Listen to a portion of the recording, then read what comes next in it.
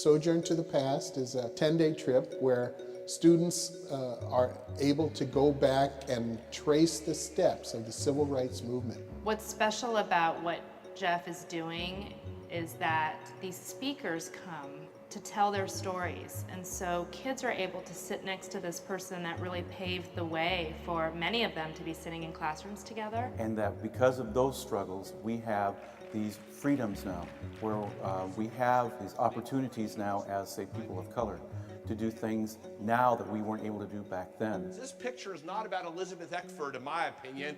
It is about how language can destroy your life. How do I know this? It destroyed her life for almost 40 years.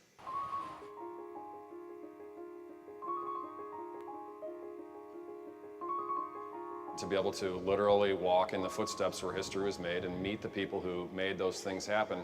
And I told him, I said, don't push me that way. And when I said that, then he started to hit me. And I just lost it. I just started fighting back.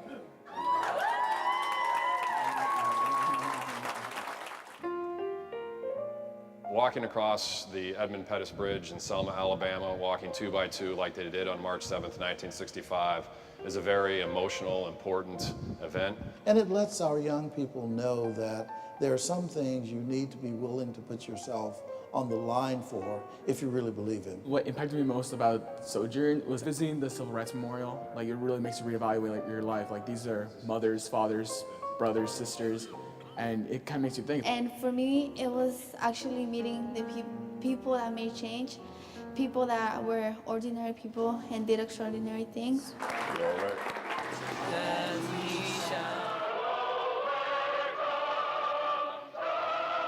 What Sojourn to the Past does is really show that it's not just civil rights we're talking about, it's human rights. And you cannot see a presentation that Jeff makes and not come away with the feeling that this man is really committed. We don't want our next generation to forget the hard lessons of the past. What Jeff does is he keeps that lesson alive and makes it live in the hearts of students.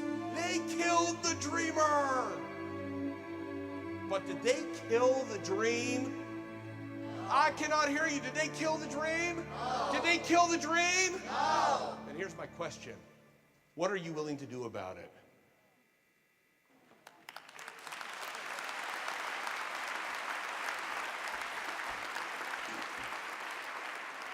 The Carter G. Woodson Memorial Award is presented each year in conjunction with the Association for the Study of African American Life and History, a group created by Dr. Woodson. Joining me to present this award is Sylvia Cyrus, the association's executive director. He is a history teacher who wanted his students to see, feel, and embrace history, especially civil rights history. He has created a life-changing experience for thousands of students. He is the founder of Sojourn to the Past and the 2011 recipient of the Carter G. Woodson Memorial Award, Jeff Steinberg.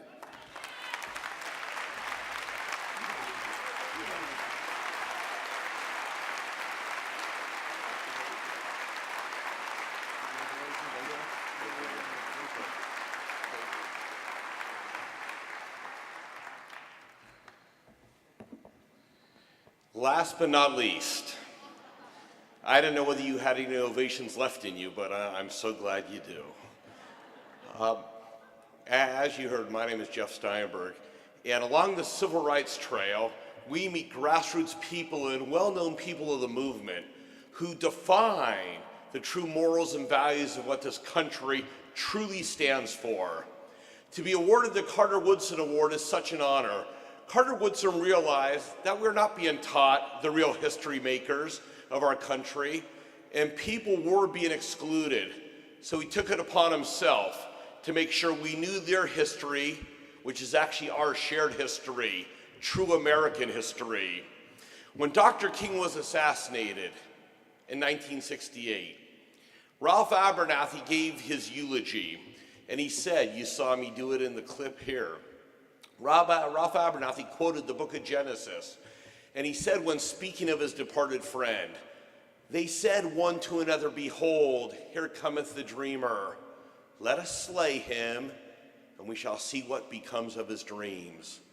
Well, my friends, the dreamer has been dead for 43 years, so it is up to us to make sure these lessons are not forgotten and that they are taught throughout our students' lifetimes.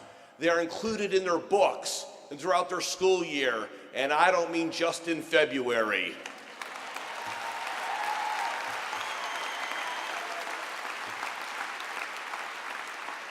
And when we teach these lessons of these American icons, these ordinary people who did extraordinary things, then we truly might have what Dr. King and others truly hoped for, what they called the beloved community.